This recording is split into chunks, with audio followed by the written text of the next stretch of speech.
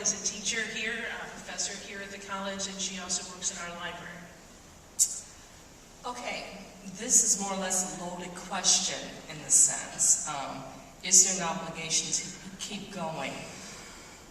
It's interesting because America is considered a melting pot.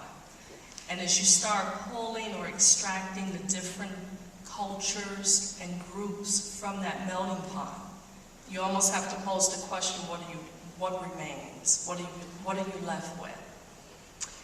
The word obligation can be defined in many ways. For instance, a promise, a duty, a moral tie, a commitment.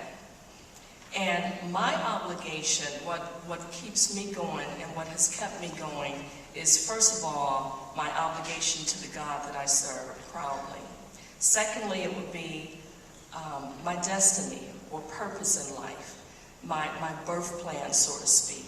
And then thirdly, it would be the sacrifices that others have made for me to date. I actually took the time to print out a flyer here because a lot of people, especially young people today, do not realize the sacrifices that their forefathers have made. In regards to my culture, the race that I come from as a black woman, there was a time whereby blacks were sold as slaves. So you had the Jim Crow, which was the black and white segregation. To me, racism or segregation or treating people in a disrespectful way based on their color almost equates to us all driving the same type of car, but I'm mad at you or dislike you because your car is red versus blue or gold.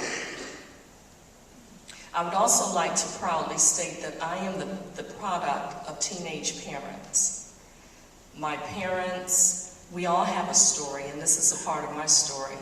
As a product of teenage parents, my parents married very young. I have siblings, but one thing that they always promoted was education.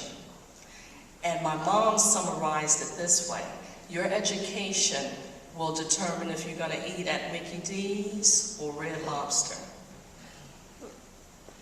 And what we really have to keep in mind is that it's important to give back because none of us arrive ever.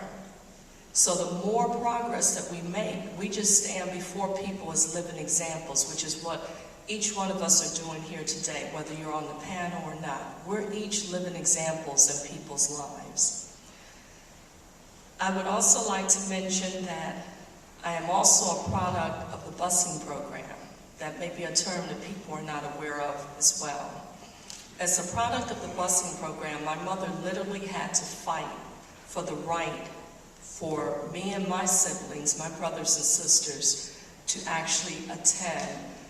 It was actually a white school, but it wasn't so much that they wanted us to go to a white school, they wanted us to have an equal opportunity as far as education was concerned.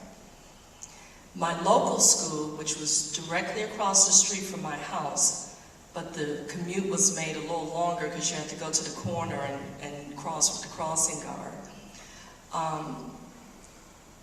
You could literally open a book and possibly see your parents' name in the book.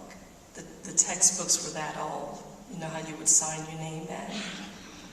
When we were actually, after my mom and dad fought for us to go to it wasn't really an integrated school, but I'm just going to call it what it was, a white school. It involved us taking 6 buses per day to school, 3 one way and 3 back the other way.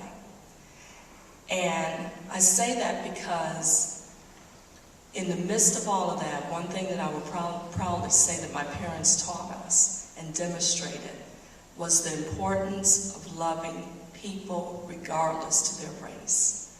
And as a result of that, we literally have adopted multiple people into our family who is of numerous races. So in closing, I would say that I truly believe that we each have an obligation to encourage others because, again, Each one of us are standing on the shoulders of someone or have stood on the shoulders of someone. And that would be my summary.